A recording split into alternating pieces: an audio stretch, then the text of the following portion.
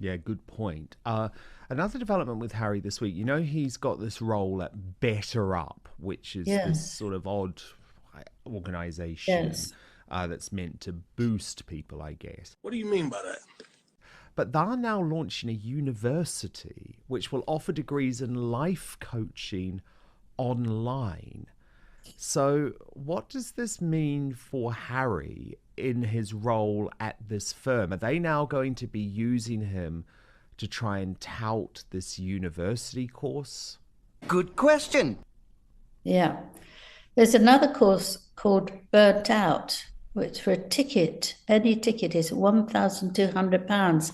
I think that's pretty ghastly as well. Now, the thing is, I think if you want to help people who've got mental problems, mental health problems, you need to be over it yourself. I think Yes. it's very worrying for people who fear that they're not actually behaving or thinking or feeling right, that someone should come in who is not very confident that they will be better. Yeah, right. And tell you what to do. I don't know that that will happen with Harry. I mean, if you looked at how he was in Colombia, he looked wretched. He looked dreadful. He looked as if he should go and see a doctor straight away. Damn!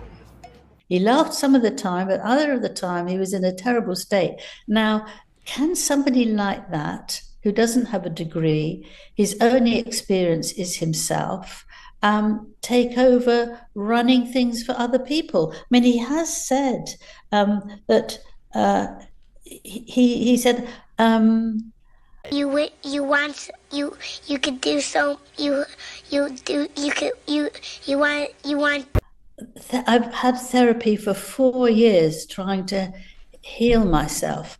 Now, I think that would put anyone off. There's no point in actually trying to do something for someone else when you're in that sort of state.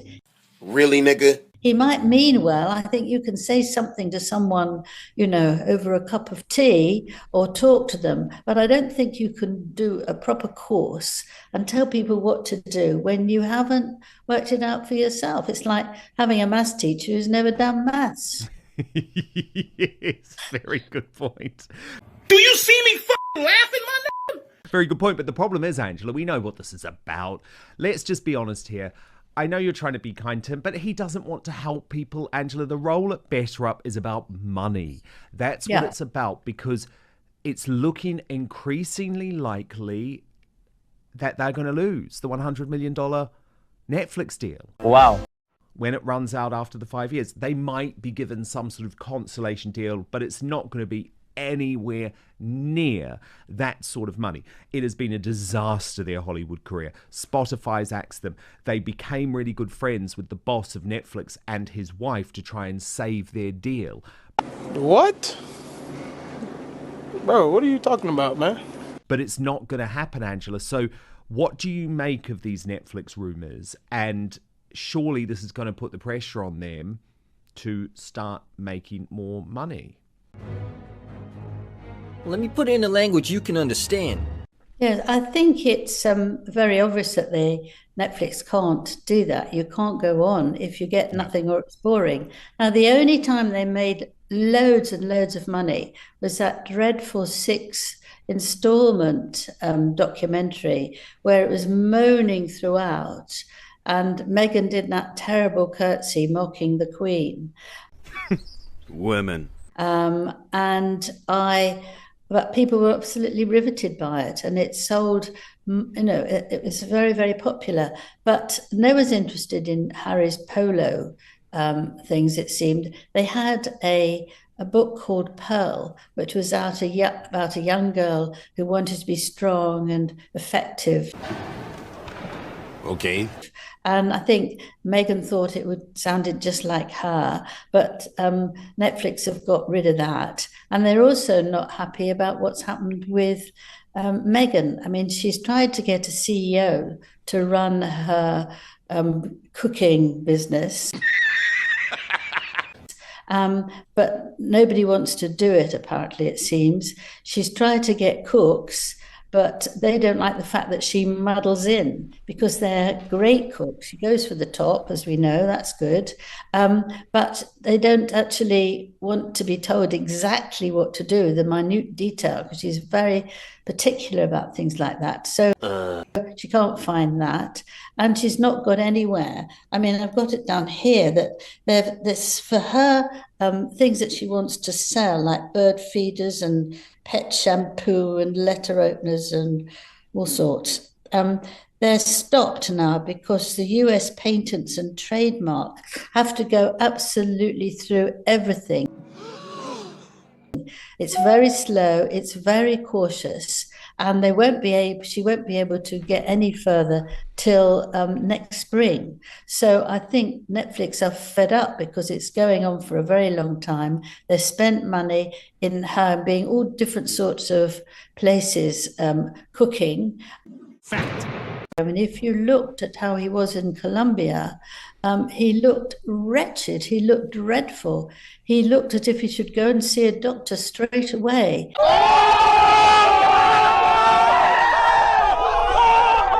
He laughed some of the time, but other of the time he was in a terrible state. Now, like Harry is almost Meghan's spare. He's the heir to Meghan. He's worse than that, actually. He's treated much worse than he was in the palace. You know, at least he had a role and people would know what he could do. God, please, no! No!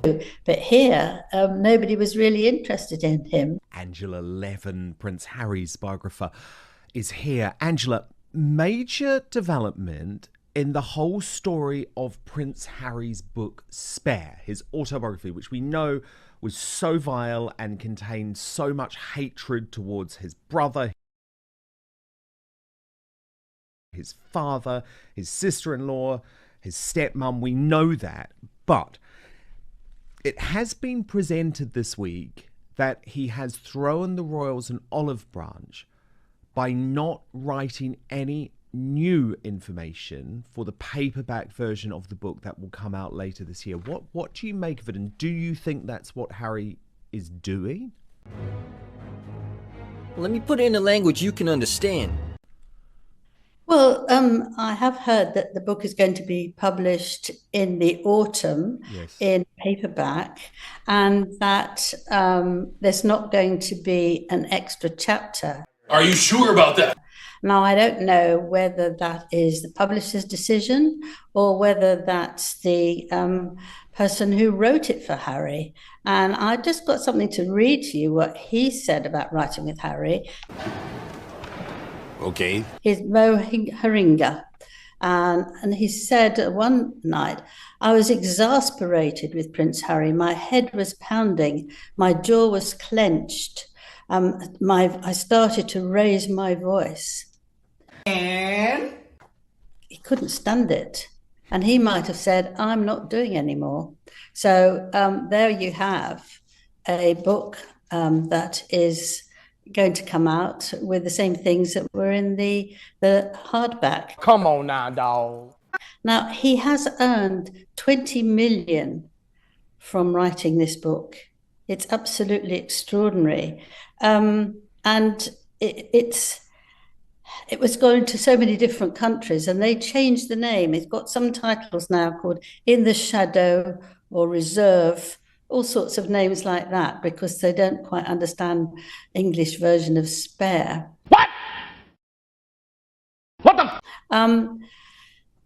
But you can say to the publisher, I really don't want it, and you can give back a bit of money, and then they don't do it. In fact, there obviously has been the question of why not doing it, because they usually do it within a year, and that hasn't happened. So this book is going to come out. It's going to hurt everybody just as much, and I think that it is terrible. It's also going to come out when the King and Queen are in Australia or about to come back. Are you sure about that? And Prince William is doing his Earthshot Awards. Earthshot Awards. Yes, sorry. So do you think the date, because you know Harry always does this thing where he tries to overshadow his brother. Yeah, right. We've seen it lots of times. Do you think this could have been a purposeful decision? I don't think that would be the only decision, but I think if you're working out what a good day will be, both he and Meghan all try and do it in a day that affects the other family. You know, William, Charles, Camilla. They try. Catherine certainly, but she won't be doing very much for a while still. So that was a lie. And I think that they like to do that, and I think that's really terrible. But there's one thing in the book, and I'm very keen to see if it's still there. It didn't get much publicity because it was so awful.